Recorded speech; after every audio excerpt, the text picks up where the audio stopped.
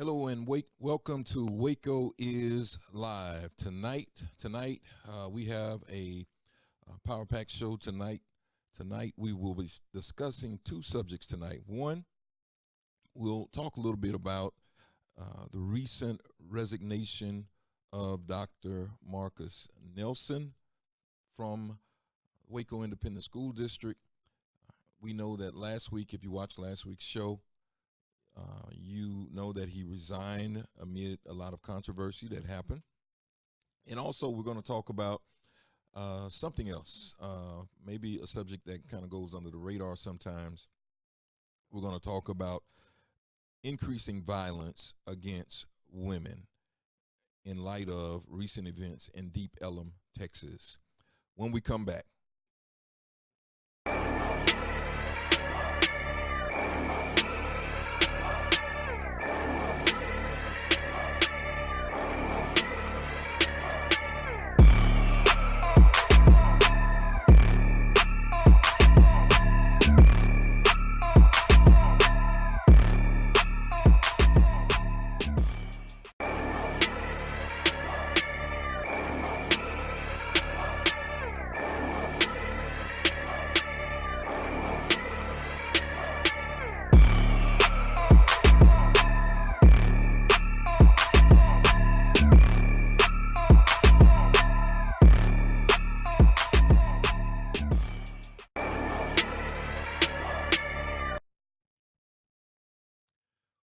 Again, welcome to Waco is Live. I'm your host, Leroy Gillis.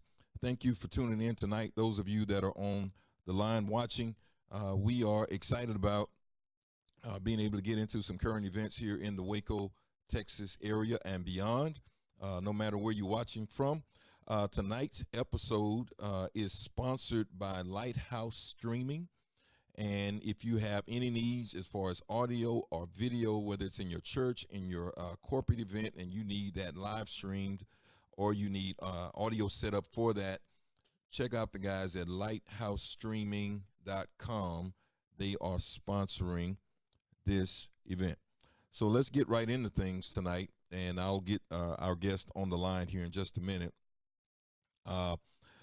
We have been going through quite a few things here in Waco, and so I'm going to touch the Marcus Nelson thing at the end of the show after we talk about the other topics. But we're going to talk about this violence against women issue tonight, and I don't know if you have been able to see the footage from Deep Ellum, Texas. I'm going back now looking at my Facebook feed where there was a situation where a woman got into an altercation with a man there in Deep Ellum, Texas. And from what I saw, there was an altercation that had something to do with a parking space. It led to a physical altercation. From the video that I saw, the man that was in this particular incident, it was a man and a woman. As it is told, as she attempted to call police, he slapped the phone from her hand. And when he slapped the phone from her hand, she responded. Responded in a physical way. But then the man in this incident responded back in, I would say, overwhelming force. It was hard to watch. He was punching her like he was in an altercation with another man. And if that is not bad enough, after the police came, charges were filed, but only a misdemeanor charge was filed. Now, to add even more context to this, the man in this incident was armed. He was armed. And so at one point of the video, he is in the altercation with the woman in the video, and he's got his pistol in his hand. And it escalates from there as he begins to punch this lady. He's charged with misdemeanors, and his bond is posted at $1,500.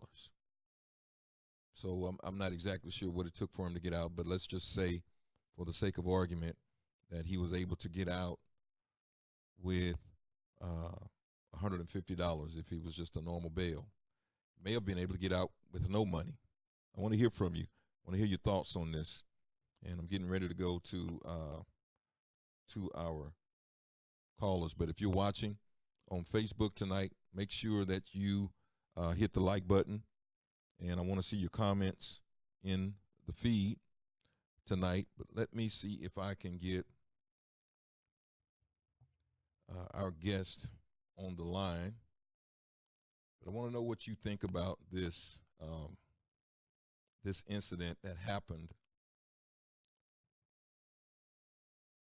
Was he possibly justified in taking the action that he took? And what about the district attorney in the Dallas area that filed misdemeanor charges? Now, if you haven't seen it, you got to check this. You have to check this video out if you have not seen it. You've got to take a look at this. This is Micah. Hey, Micah, just hold on 1 second. We are live right now. Let me get our other guest on the lines. Hold with me. All right.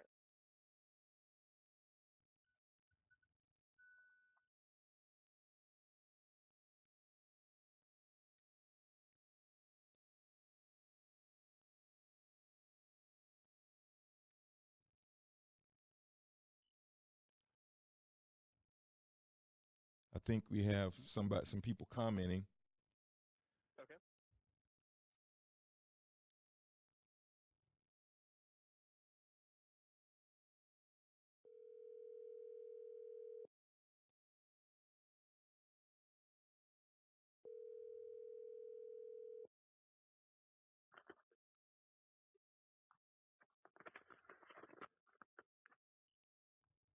Hello? Is Sophia? Yes. Hold on 1 sec.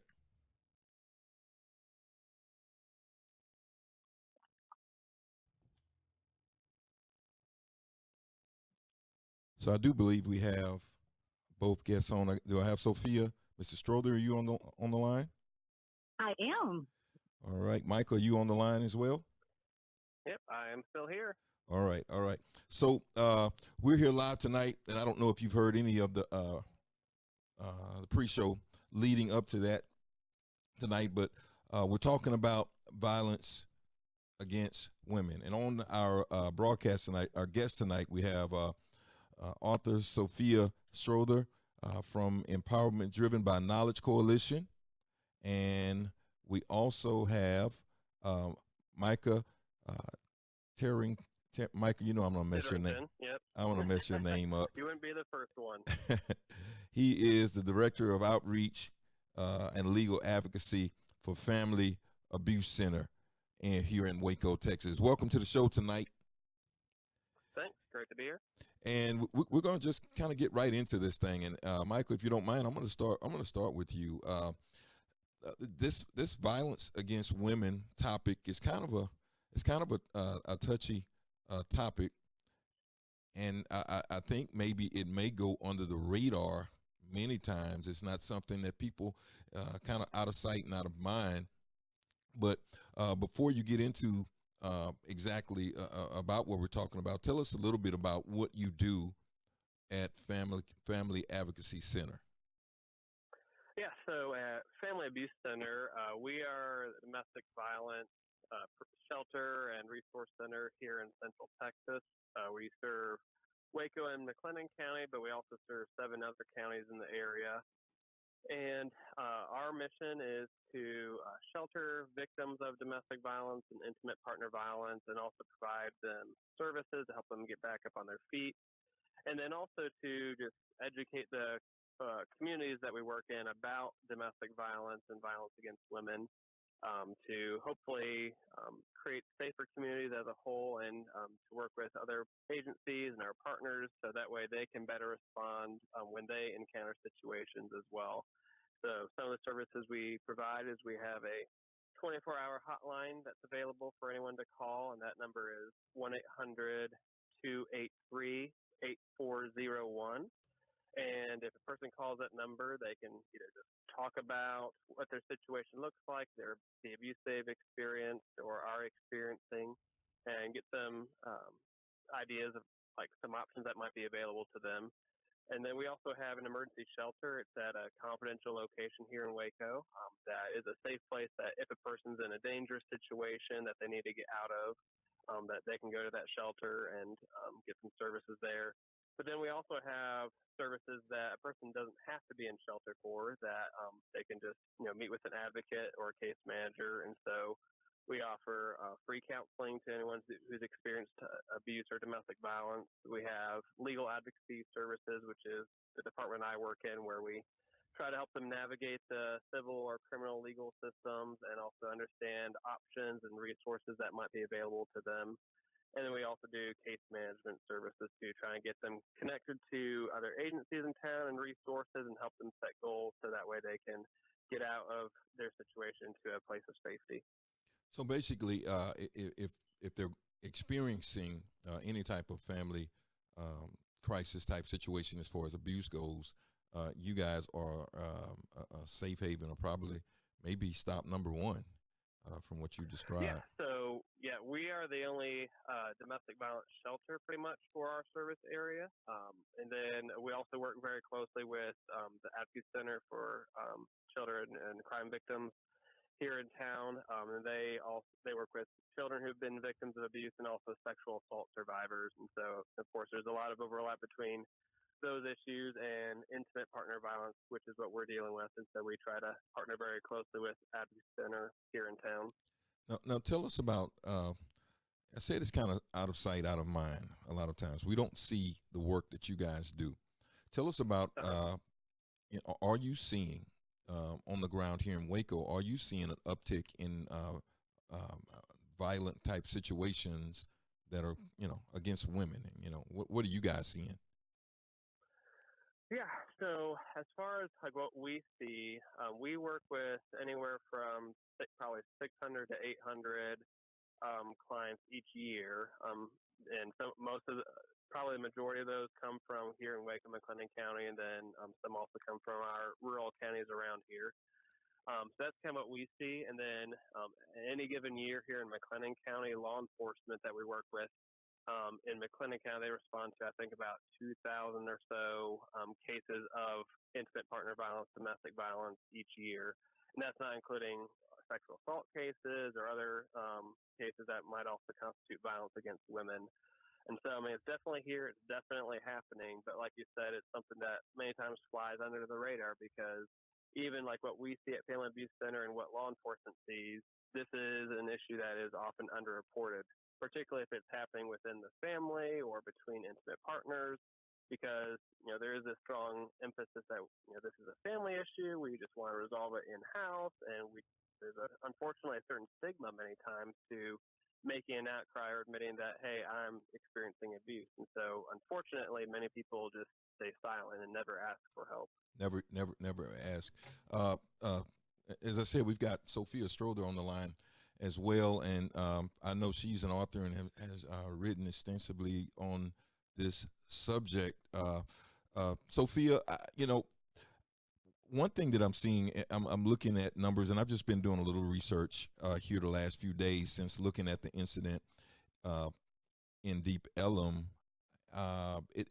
While the numbers appear to be spiking, going up as far as violence against women, it seems to be even worse when it comes to women of color. Yes. Black women are disproportionately affected when it comes to violence, period, whether it's hate crime type violence, sexual abuse, or domestic violence. Unfortunately, as he stated before, it tends to go under the radar, or we're underrepresented when it comes to our stories being told, or even how groups that are trying to help those that are most affected even advertise their services, and including in making sure it's a diverse representation. But, I too was kind of trying to get some additional information to really back this. And there's a great article, and I'll make sure that I share it so you can share it with your listeners. It's called The Violent State, Black Women's Invisible Struggle Against, and this kind of highlighted police violence. But something that came out of that was really talking about the stereotypes that affect Black women and thus kind of lead to our voices and our stories being silent. And this really had to do, I don't know if you remember about Nia Wilson, that was, she too had a story that she was killed in a hate crime, basically for being Black, a few years ago. And this kind of really bubbled up to the surface as well. But it just talked about how even after the emancipation, it just kind of culturally embedded in our culture about Black women being responsible for what happens to them, for whatever reason, that they're more promiscuous and have lower moral character, so as if they don't have the value that other races should have when it comes to believing their credibility. Or even the fact that women are, just like Black men, are seen as being overly aggressive or accustomed to violence, so they're not taken as seriously.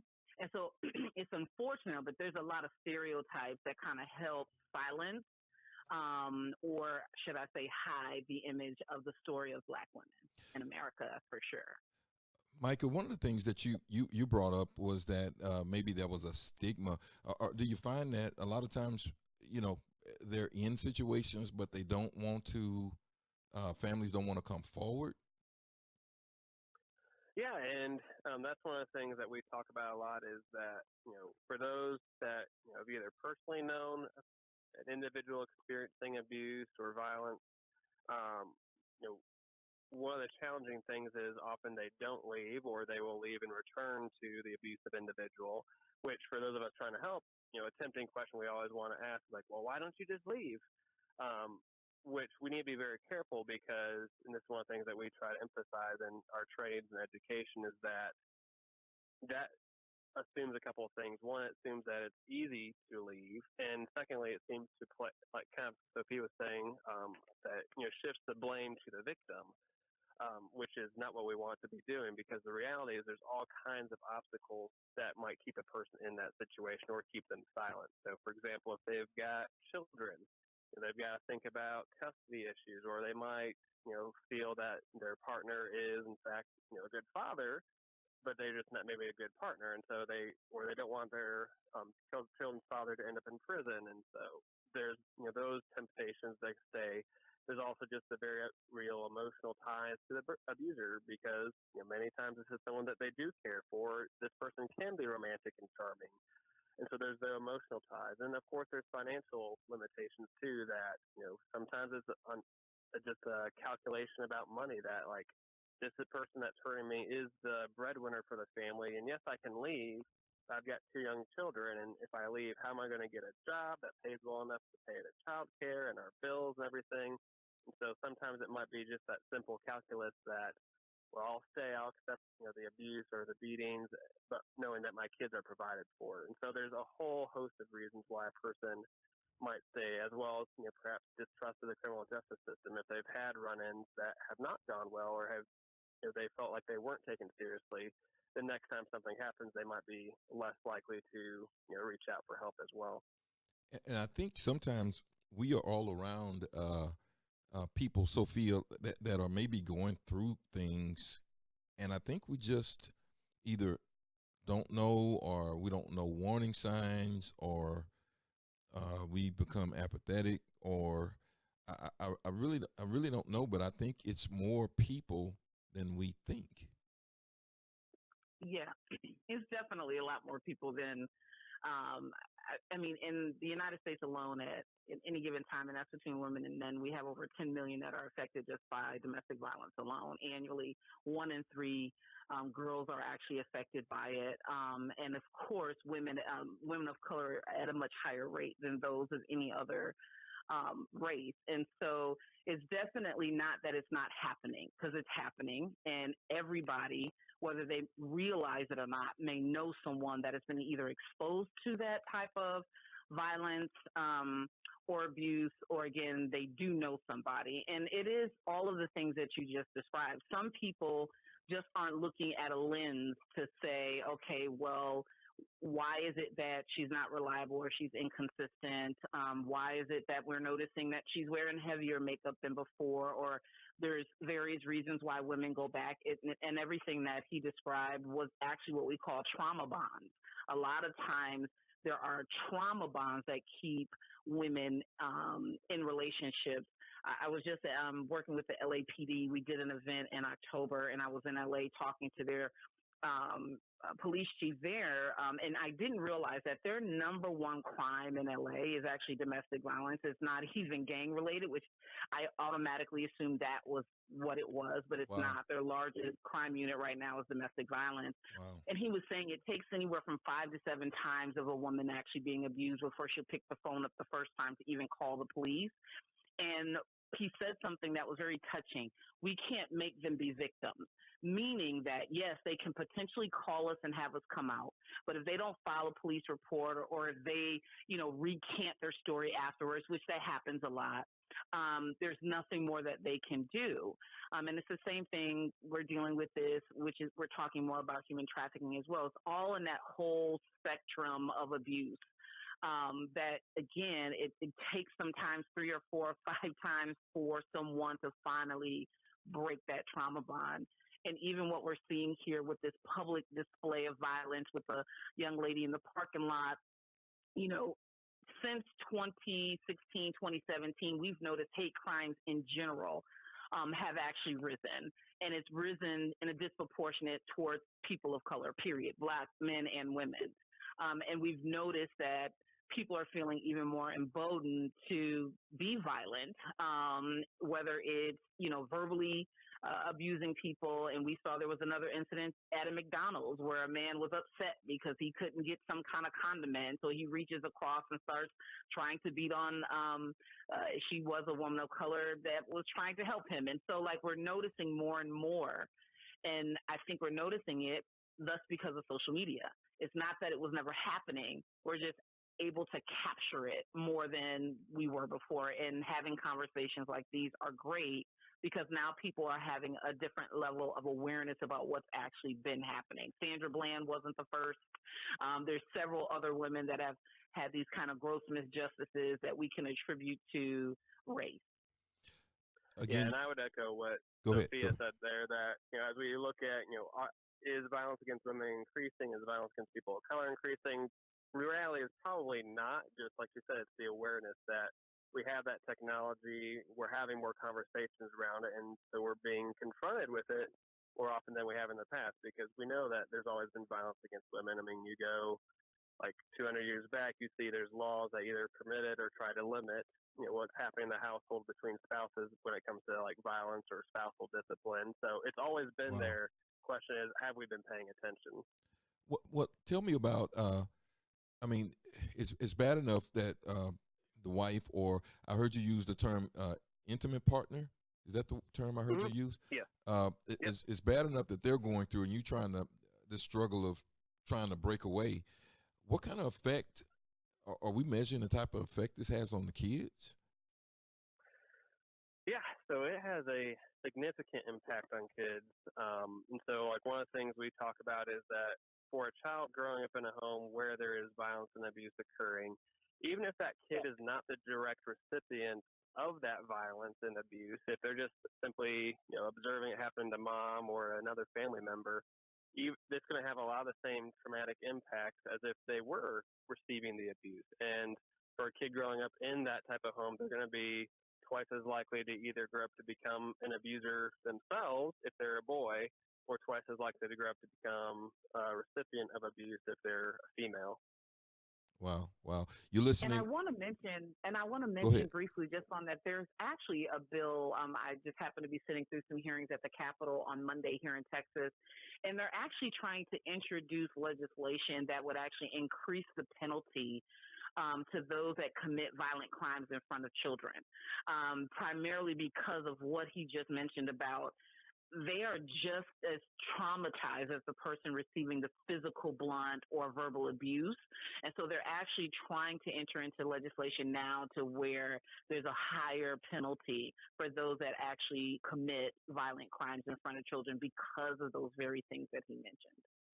Wow. Yeah, Well, and like when we go out and talk to schools and stuff, this is something that we talk about with them is that if you've got a kid, even if they're not directly being abused, like hit or anything like that, but Right. their mom or parent is, you're going to see the same impact on their school. They're going to struggle with health issues like headaches or migraines or nausea. They're going to be sleepy or depressed or act out and be aggressive. Those are all things we see with children of child abuse, but we see in the same thing when there's domestic violence in the home too. so what's happening different? Let me just first say, you're listening to and watching on Facebook Live. Waco is live. We have Micah from Waco. Is it Family Abuse Center? Did I get it Yep. right? Uh, Yep. and we have author Sophia Strother on the line here tonight. What are we doing to change this? Because we're getting more exposure than ever before.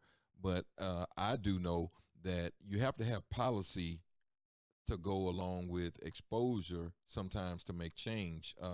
In the Deep Ellum incident, it appears as though this individual, the man in this part, he was charged with a misdemeanor in lieu of a felony, and now they're looking and investigating that. But are you finding that the laws kind of help these victims, or does sometimes the law make the victim, uh, you know, victimize them twice even? Yeah, so it's kind of both and. So thankfully here in Texas, we do have the Texas Council on Family Violence, which is our statewide coalition, and they do all the kind of statewide legislative advocacy work.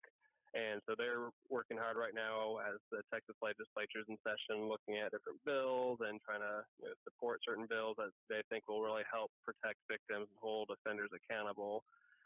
Then you also have the federal level, and actually right now the Violence Against Women Act is up for reauthorization, and it was set to expire back in the fall. But with the government shutdown and once they kind of resolved that, they were able to kind of get a temporary extension, but it still hasn't been reauthorized. And so that's something that is very important for like our government to put through, because that provides funding actually for several local agencies for combating domestic violence and sexual assault, as well as just providing stronger laws. And like one of the things that they're trying to do with the reauthorization of the Violence Against Women Act is close some loopholes. So right now, if you are convicted of an offense for family violence, you're not allowed to possess a firearm. However, in the Violence Against Women Act, there is a loophole that that only applies like family members or marriage partners, and so dating partners are actually omitted from that.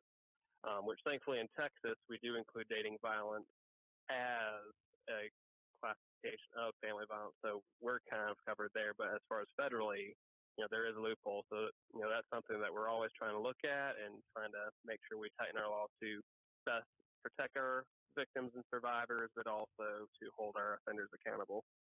And Sophia, and I know we're going to try to get uh, to the end of it here, but I know you've got some expertise in some other areas as well. Uh, we're talking about violence, and we're thinking in terms of hitting someone. But I heard Micah mention at the beginning that we have a lot of sexual violence against women and children as well. Tell me a little bit about how that picture looks, Sophia, if you can. Sure. There's various different types of violence. And even when you look at domestic violence, it doesn't just encompass physical, which is one of the things we try to really dispel that myth, so that women and or other victims can be aware that there's also verbal emotional abuse. There's financial, which he spoke to earlier. You can have digital abuse, which is really strong now, especially with the younger generation of dealing with people actually harassing them and stalking them and trying to have control via their phones, their social media, things of that nature being stalked in that regards as well. But more than 4 in 10 women Black women experience the physical violence from an intimate partner. But Black women also experience significantly higher rates of psychological abuse, which includes the humiliation, insults, name calling, coercive control than any other women do overall.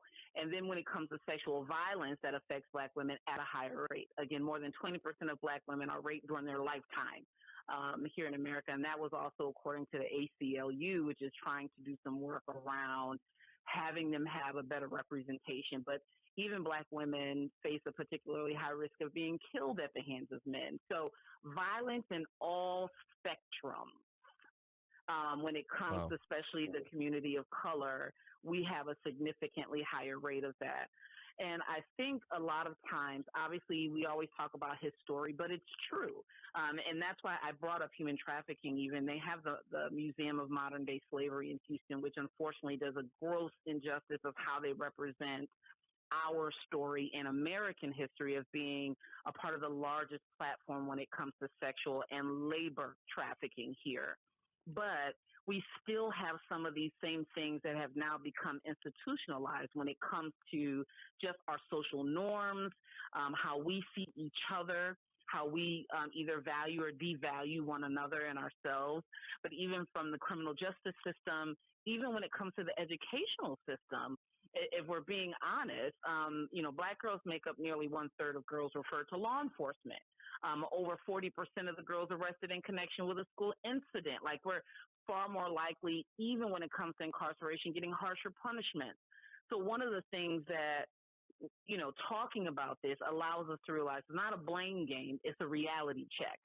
And for us, even within our own communities, to do a better job of supporting one another, because we have to deal with, even within our own communities, dealing with colorism and other things that doesn't help when we already have these other major statistics kind of compounded on us. So I think one of the first things we can do, and even within ministries and other community organizations, is really enforcing value.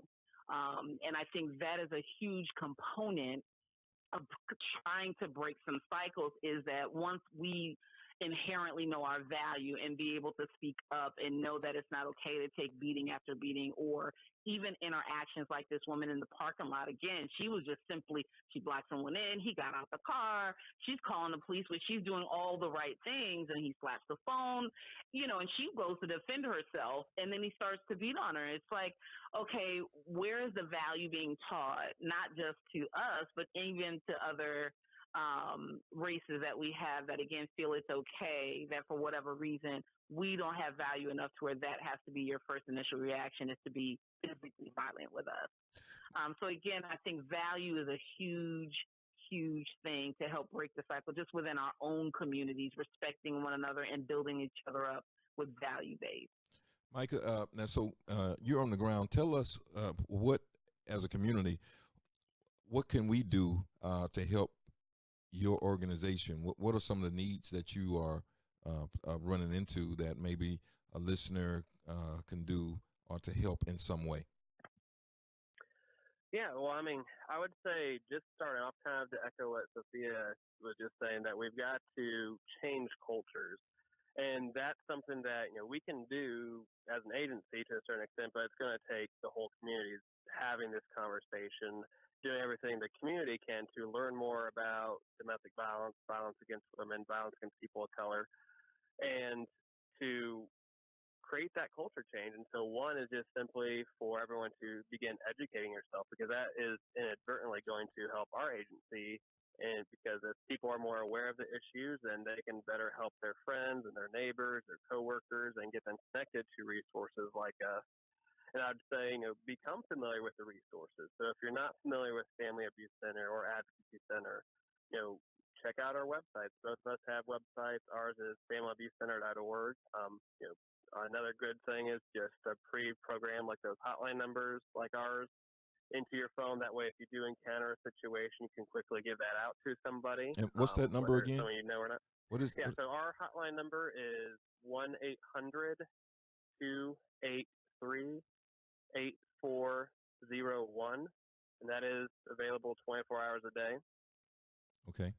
And so those are some things. Also, if anyone ever wants to volunteer, if you go to our website, which again is familyabuseCenter.org, at the top there's a tab that says volunteer, and you can do an application and check out some volunteer opportunities to help us out as well. And of course, we'll always take donations too. Yeah. You need to be able to because when they're making that first stop to your place, you guys have to really provide everything at that point.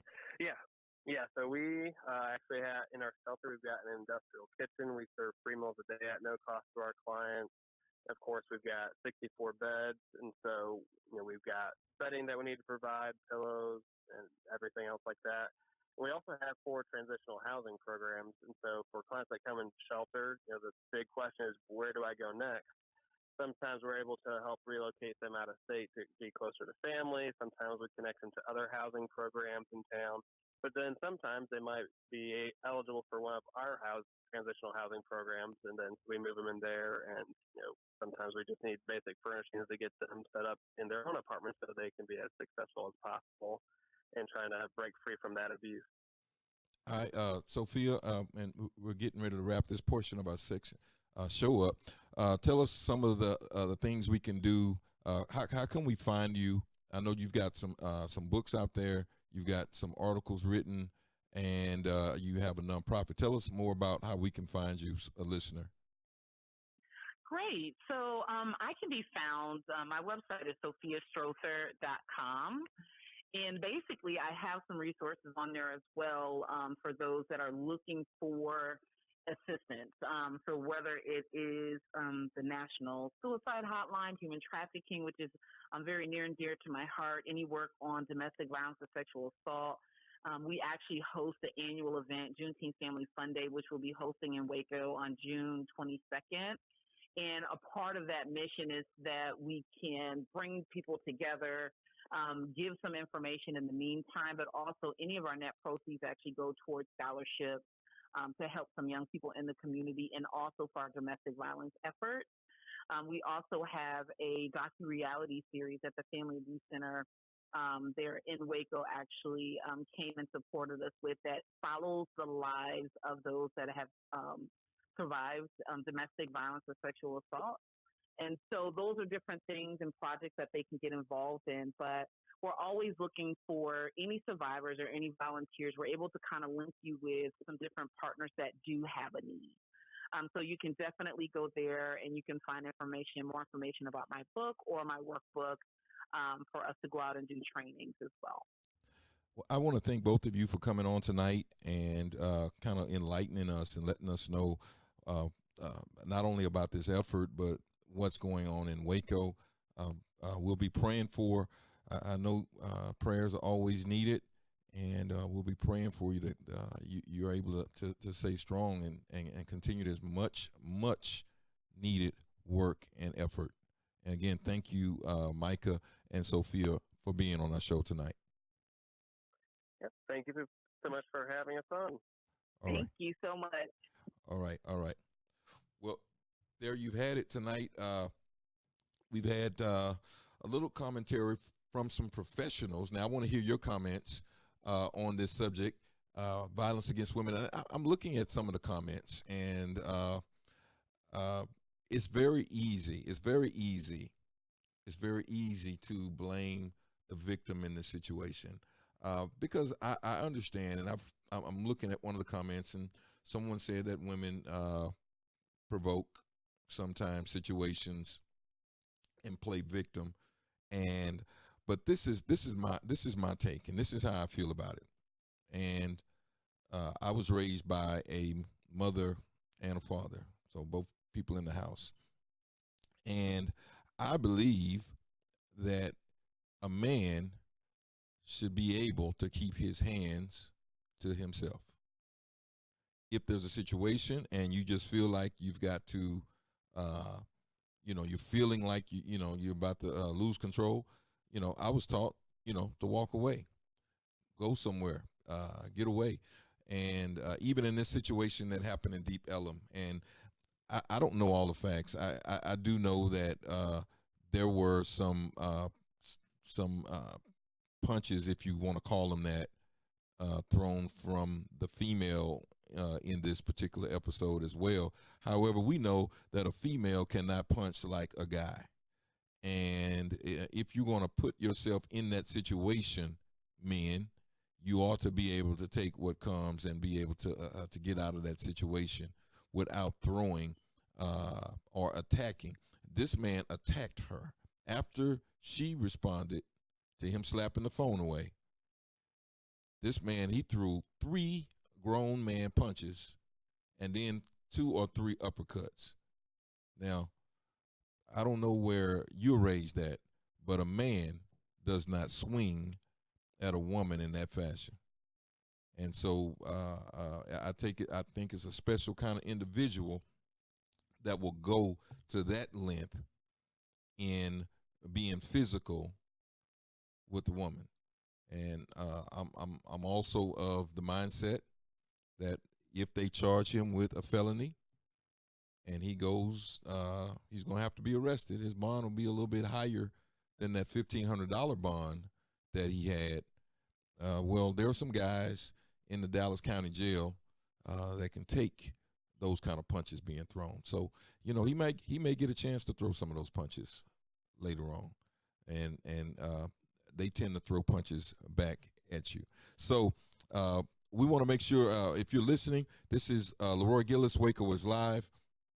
We just got off the phone with author Sophia Strother and Micah from the Waco Family Abuse Center, where they gave us a lot of insight when it comes to violence against women.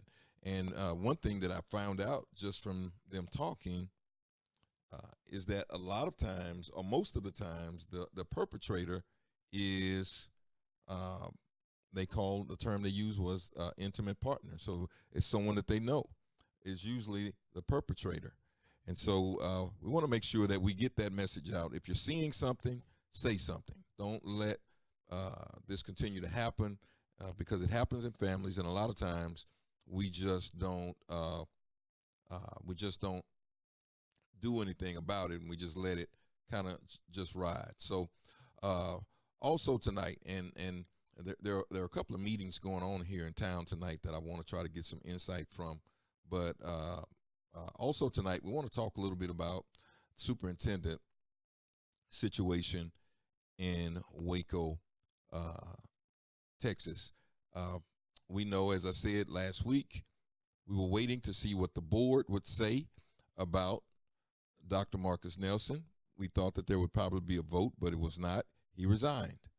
And maybe that was the honorable thing to do. And so he resigned, and so now it starts everything all over again here in Waco. So now we've got to find a superintendent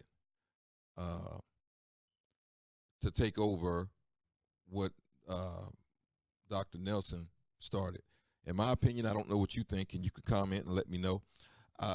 Dr. Nelson was a transformational leader, I would call him, but I'm not sure that we need a transformational leader right now. But we do need someone that can take what he started and continue it. Take what he started and continue it and try to get better. And so he resigned for his own reasons. The reason stated in the letter was that there was more attention on his situation than there was on the children. And so given that, he decided to resign. And so that was his choice. The losers in this, was not Dr. Nelson. He is not the loser here. The loser in this whole situation are the children of the Waco Independent School District and the parents and the constituency of the district that was really behind him. They were really behind him. And so they are the losers. I'm hoping that Dr. Nelson when some of this blows over, we'll get a chance to come on the podcast with us, and we could talk to him more, because the community was really behind him. Although we heard a few comments from the kids, from what I'm hearing around the district, by the most part, the kids, they really wanted him to stay. They really wanted him to stay. And so we would have to respect his decision to resign. However, it starts everything all over for Waco ISD again. So where do we go as a district to find a replacement for Dr. Nelson? Another question that I have is, if the superintendent is having these kind of issues, it came up in the podcast last week that maybe we need to be testing more than just the superintendent. Now, we know that he was his problem. The light was put on his problem because of law enforcement, a traffic stop. But this could be something that's more widespread than we think. And so, what are your thoughts? Should we be testing teachers for drug use of some type, or marijuana in this case? Should we be testing teachers? I do believe they test kids that participate in athletics or participate in extracurricular activities. I know I've signed some things that ask, is it okay that they test them? And we've always said, sure, go ahead and test them. But should there be more people being tested? What are your thoughts? What are your thoughts? So Dr. Nelson, I don't know what's next for him. I'm sure he'll get another job. He did an excellent job here in Waco. I'm sure he will get another job. And because people are challenged in that area, they need great leadership in schools. Great leadership, good leadership is needed. And he provided that for the most part until this episode that came up. And I do know, I read last week, or read earlier this week, that Houston, which has still been looking for a superintendent, TEA has come in and told them to suspend their search for now. I don't know how long that lasts, but they've told the Houston Independent School District to suspend their search, because I do believe they've been looking for a replacement for over a year from their superintendent that left. And so, but we're in this place now here in the city of Waco. I want to hear your comments. I want to see your comments. I want to say, what's up, Kevin Robinson? I saw that he had commented on the Facebook live feed. Also, make sure that you'll be able to check this playback on YouTube later on. You'll be able to see this Waco is Live YouTube. But we want to hear from you, and let us know, what are you thinking? What are you thinking? Jared Pate says, yes, they need to randomly test them.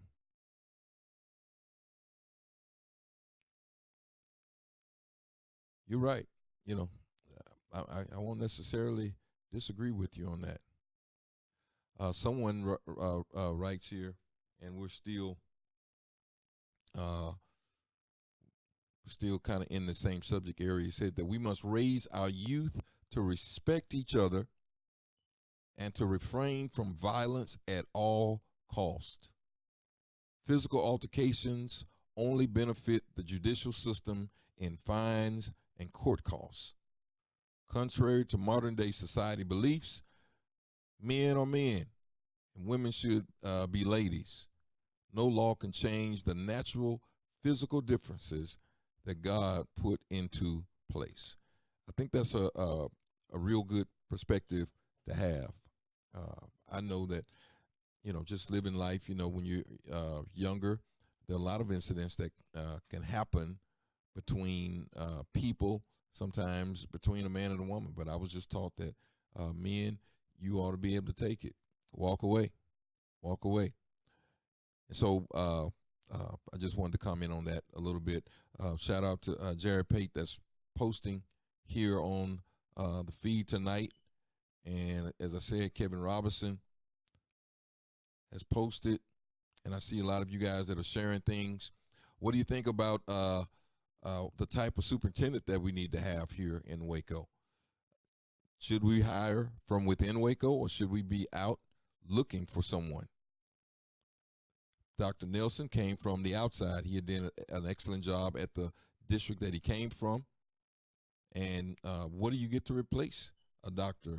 Marcus Nelson? As it appears, if Houston has been looking for a year, obviously there are not a lot of great candidates out there that are able to handle a district. And last week we discussed that the Waco Independent School District has an annual budget of $152 million. $152 million. What's up, Cedric is watching. Waco ISD has a $152 million budget. They have about 15,000 kids and about 2,000 teachers. About 2,000 teachers. So if they have 15,000 kids and they have a $152 million budget, that equates to about $10,000 per year per child. Are we getting, is Waco getting $10,000 per year per child value on the money? Because $152 million that's not a small budget, ladies and gentlemen. That's not a small budget. Sure, it's not a huge budget. Houston, I believe, is the largest district in the state, the Houston Independent School District. But Waco is definitely not the smallest one. And so we've got a budget of $152 million. $10,000 a child is what we spend per year. Are we getting our money's worth? I believe that we are on the right track. I think that although Dr. Nelson had some issues that showed up, I'm definitely not here to judge him. And if he agrees to come on the show, we'd be glad to have him on the show. I'm not here to judge Dr. Nelson. He's got to work out his own situation, his own issues, but just looking at the work that was performed, he did a good job. He did a good job. Test scores were up. That in-district charter school was successful. The only one in the state that has been successful. That was under his watch. And so what can you say? He did a good job in that respect. But now is the next phase. Now it's time for us to move on. And I know that many people in the district and in the city were let down. That's the thing that was the most disappointing for me. Many people in the city were let down because of the hope that they had in what the work that he was doing. And so, but it's time for us to turn the page here. And not only is it time to turn the page, but I believe that the community needs to be active in feedback to the district to let them know, we want another superintendent that loves these children and has the wherewithal to be able to lead a district this size. Everyone can't lead 15,000 people, 15,000 children, 2,000 kids, $152 million. So you've got to have a skill set that allows you to be able to do that. And wherever we've got to go to get it, I think that the children are worth that.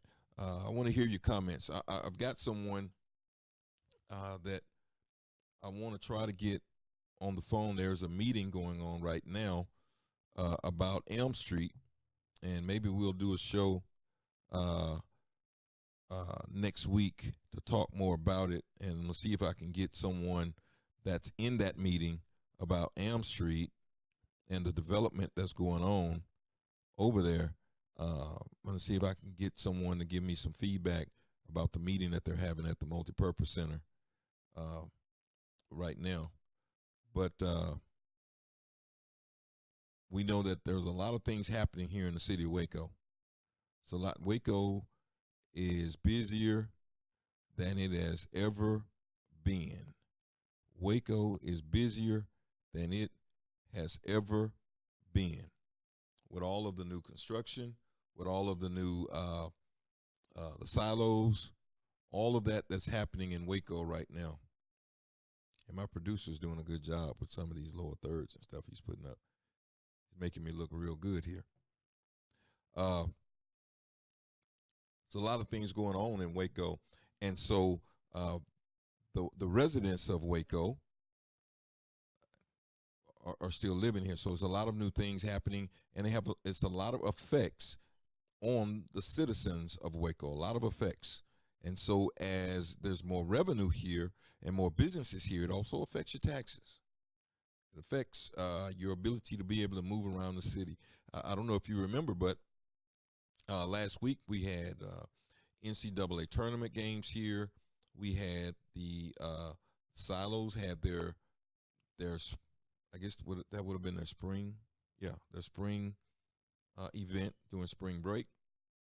So we had a few 100,000 people to come through Waco last weekend, and if you were out on the on I-35, we never have traffic, but we had traffic all throughout the city, and so there's some effects there. There's some effects that we have to deal with, but it really affects how the landscape of this city is going to look. And if you are not involved in some of these things that are happening, if you're not involved in the planning, if you're not involved in feedback to your elected officials, then it's kind of hard to complain about it later. But now is the time for you to be vocal. Now is the time to let your district councilman know how you feel about different things that are happening and get involved in what's happening. They're doing a lot of planning right now. Now, whether you're going to be in on it is really up to you, but there's a lot of planning happening right now here in the city of Waco. And so I'm looking at, let me go back and look at,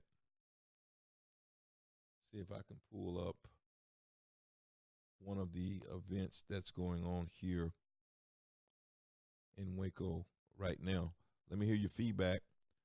This is Waco is Live with Pastor Leroy Gillis. Thank you for all of you that are tuning in right now. We want to get some feedback from you to let us know what you think about what's happening. What do you think about both of these topics that we've been dealing with here tonight? What do you think about recent changes that are going on here in the city of Waco? What do you think about the issue in Deep Ellum and the escalating violence against women? What are you thinking about all of that? Let me hear from you. So I'm looking now to try to see if I can get some information. Y'all bear with me here. Some information on the meeting that's going on the Elm Street development. And you know, the thing is, when I moved to Waco, there was no development. So in the East Waco area, it's a lot of talk, but not much happening.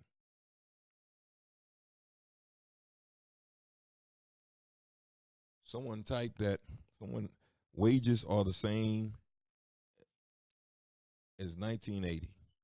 Well, that's one thing that is definitely true. We haven't had a lot of wage increase. You know, this is a pivotal time here, really, in Waco right now. There are going to be some opportunities to come up in Waco for jobs. There's going to be some opportunity for jobs. One of the issues that has affected Waco and the job market, Jared, he mentioned about wages, is that when I was a part of the city council, the chamber, one of the things, or some of the information that always came up, is that it was thought that our workforce was not the most trained workforce. When companies come in to look around at different cities to see where they're going to plant their company, one of the things that they look for is the education of the demographic. And can that demographic, or can the people of that particular city man the jobs that the company is going to provide. And so we know right now, Austin gets most of the tech jobs. Austin gets most of the tech jobs. And a lot of that is because we don't have a lot of tech type people in Waco. And my hope is because of some new initiatives that are happening at TSTC, because of some things that are happening, planning at the high school level, trying to get kids more trained to be able to do some of these tech jobs instead of just finding a job. I believe this, and you can let me know how you feel. We don't need children getting more jobs. We need children getting careers.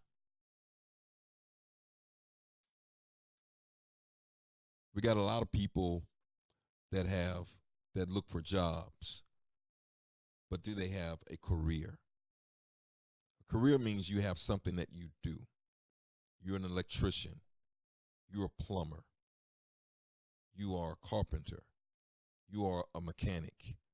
You are a beautician, a whatever it is. You have a skill or a trade, a bricklayer or something that you do, so that you're not just looking for a job. Because people that look for jobs might be in a call center one day and might be working in retail the next day, because that's just a job. But when you have a career, you just need to find that opening for you to be able to practice your career job. And so we need to definitely support our institutions. One of the things that is definitely looked over is that we have a great community college and vocational system here in the city of Waco. At TSTC, you can go get a skill or a trade and go to work. How do I know that? One of my sons went to TSTC, got a degree in cybersecurity, got a job. And so you can do these things, but you have to make sure, and maybe we'll do a whole nother show on degrees and trainings and jobs, because I just believe that over the last 30 years, we've focused on degrees so much that we don't know how to do anything. Let me know how you feel about that. So we focused on those things.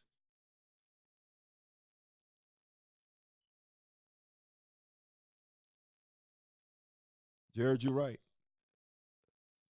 We do have a problem retaining talent. They leave Waco so they can go get paid. What we got to do is to create some opportunities where some of our young people can stay here in Waco and get paid. Stay here in Waco and get paid instead of having to go off and try to get paid somewhere else. And so we've got to create those opportunities for our young people to be able to stay here. Let me know what you think. I see someone else. What's up, Joe Williams? Signing in. Joe Williams, I think he's in Belton, Texas. What do you think? So Dr. Nelson is no longer. The city of Waco is in search for a new superintendent. And I'm sure that all of the people in that executive staff are searching far and wide all over the country. This probably has to be a nationwide search, because the person may not even be in Texas. We've got to go wherever we have to go in order to get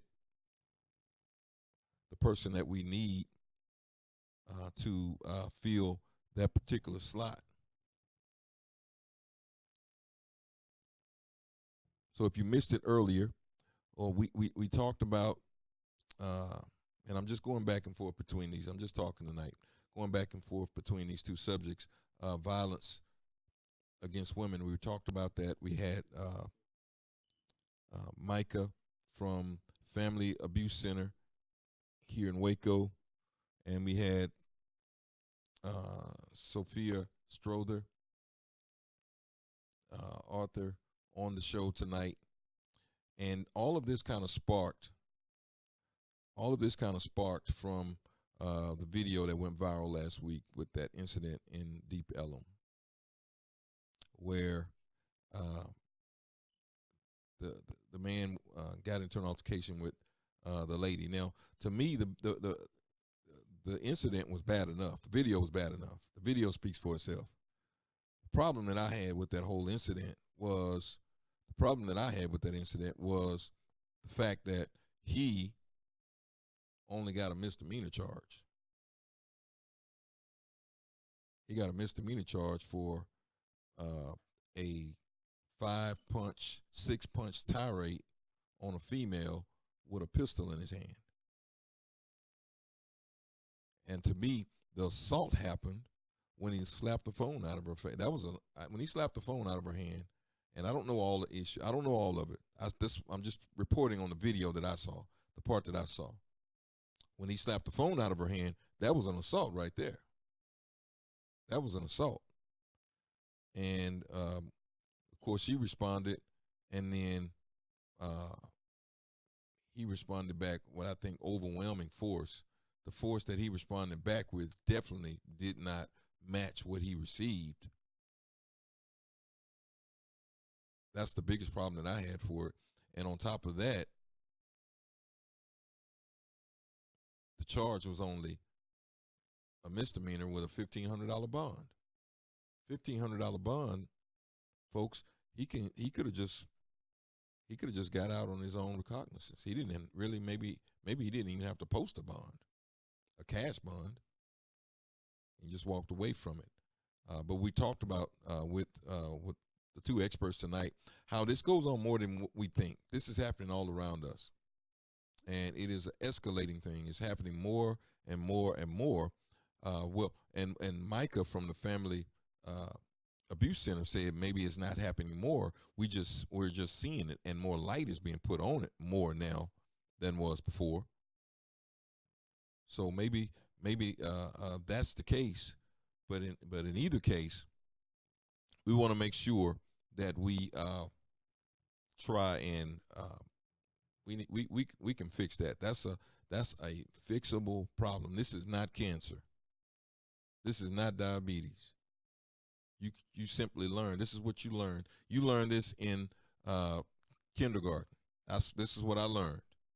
Keep your hands to yourself. Keep your hands to yourself, because it leads to something, and oftentimes it leads us down a path that we don't want to go on.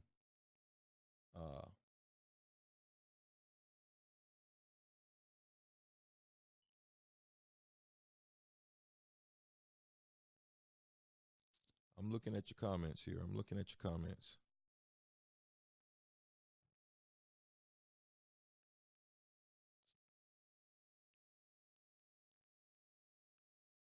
Jared is commenting on they may have to bring in an outsider. That's definitely the case. Jared writes, why not hire an interim superintendent in-house? If they can do a good job, hire them permanently. I'm sure that's one of the things the district is looking at. And which is, that's common.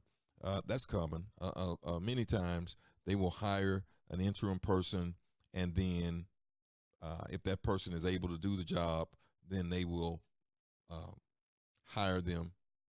But I'm just really thinking, I don't know that we have a person in-house inside the district right now that is able to do that job. We definitely need to explore that. And whatever the city of Waco does, let's not get caught up in not wanting to pay them. The newspaper article read that they gave Dr. Nelson a $96,000 check for parting. I don't know if that was the remainder of his contract for the year or not. I'm not sure. But how do you feel about that? He got $96,000. How do you feel about that? $96,000. $96,000. Should he have gotten anything? That's a question. He got in trouble. Should he have received a check? What do you think? I know many people were kind of puzzled that he did receive a parting gift, if you want to call it that. But it's not uncommon, folks. In corporate, if this was not a public school system, in corporate, many CEOs, because he was basically the CEO of the Waco Independent School District, many CEOs, upon leaving for various reasons, receive a severance package as part of the deal. So, in my opinion, the district may have gotten off easy. The district may have gotten off easy with a $96,000 severance package. Shout out to Pastor Broadnex. I see him joining from Killeen, Texas.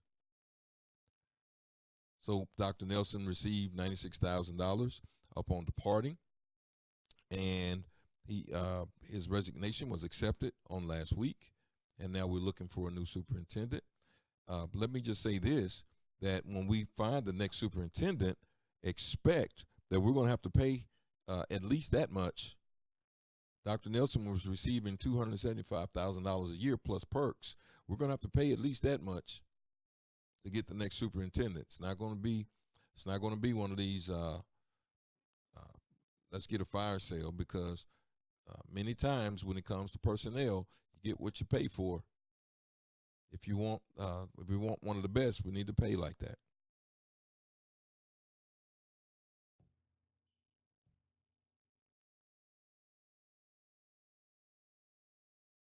I'm looking at comments here.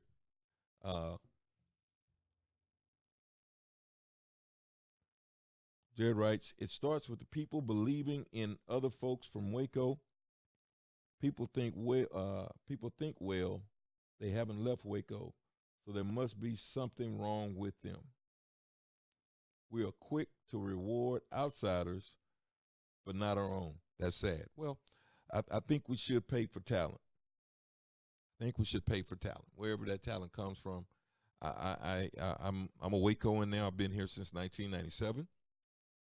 So I think I'm officially a Wacoan, moving from Houston to Waco. But I am a fan of hiring within. If we've got the talent somewhere here in the Waco Independent School District, if there's an administrator, if there's a teacher, if there's a corporate CEO, someone who can take the helm and push it forward, I'm all for them finding someone locally that can get that job done, whatever it takes. Dr. Nelson was a transplant from a different city. I don't remember what school district he came from. However, he is from San Antonio, and so he did a great job. He was an outsider, but if we've got someone here locally that is able to complete that task to get the job done, I'm all for Jared. Posted. I'm all for us hiring within. However, I don't want to. The most important thing, folks, is that we get someone that can lead the district, because this is about kids. This is about the education of our children. So we don't want to try to save nickels and dimes here and leave our kids. We've already done that here in Waco. We went 20 years with schools underperforming, and of the 5 schools that were getting ready to close on last year, 4 of them now are performing on level. Shout out to Pastor Al Miller joining in. And so we want to make sure that our kids have the best opportunity, because opportunity is the thing that the administrators and leadership can provide. Dr. Nelson could not make you do your best in your classroom, but he can provide he provided opportunities and created a culture or an atmosphere for children to do their best. He didn't take any test for any children He didn't go in a classroom and teach any classes, but he helped create the atmosphere for and built those partnerships and those bridges within our community to provide an atmosphere for success in the classroom. And that's what we're looking for when it comes to that success in the classroom. If you're just joining in, our topic tonight, we've been talking about, we had Sophia Strother, author, on earlier, and she talked about violence against women. And we had Micah, the director from the Family Abuse Center, that came on and talked about the escalating trend of violence against women. And they one thing that stood out, I don't know how you feel about it, out there listening. They said that violence against women for women of color was even higher than other groups. African American women specifically were their episodes of violence or being victims of violence were higher than other groups. And that's puzzling to me. But one thing that a word that we threw around in that conversation was value. You have to value yourself. And then we have to value each other. And when you do that, you're not as quick to attack someone physically when you value that person and you value yourself. But one of the stigmas, even when it comes to violence against women don't report it. Many times they don't report it. It's something that's done in the privacy of a home many times, and they just take it and they go to work the next day and they pretend like it didn't happen. But ladies, if you're listening to me, it will not stop until you get yourself out of that situation. And no one should be anybody's punching bag or any type of violence. And they talked about the violence today is not only physical violence, but they said it's digital violence. Now, I'm not really sure exactly how that works, but I've heard of these situations where children have committed suicide and different things because they were being cyberbullied. I'm a little old school, and if there was a problem when I grew up, if there was a problem with the phone, because we didn't have computers, we didn't have any of that. We had the only contact from the outside world was people playing on the phone, and my father would pull the phone out of the wall. And so, the bullying stopped right then. They were going to have to wait for you to come outside the next day. But now, because of technology, there's so many different ways that people are able to reach into your home or reach into where you are, that people are bullying folks online. So it's this is a new thing. This is where we are in 2019. But all of these bullying things, I don't know if anybody that's watching, I don't know if you've been a victim of cyberbullying or not, but all of these are new things that we have to deal with in today's landscape. If you're a pastor, like I am, you have to deal with all different types of situations that come up. And so, all right. Well, we've been on here quite a while tonight. It is 8:20 tonight. I want to thank everybody for joining in. Lighthouse Streaming, thank you so much for sponsoring this show. If you are in need of some consultation with your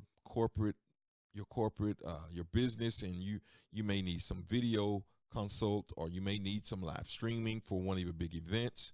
You may need new audio or video equipment in your organization. Contact or go to lighthousestreaming.com.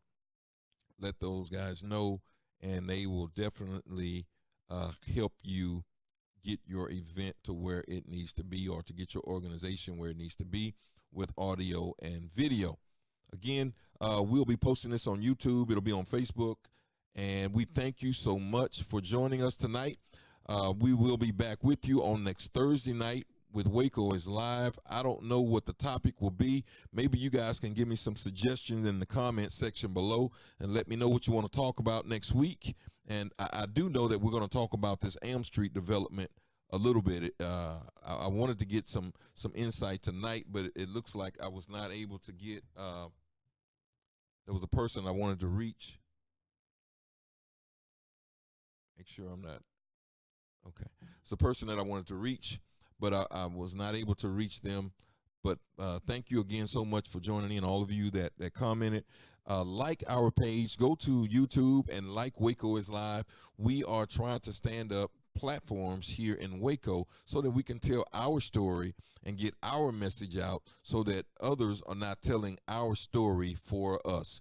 Again, this is Leroy Gillis with Waco is Live. Thank you so much for joining in today, and we hope to see you soon. God bless.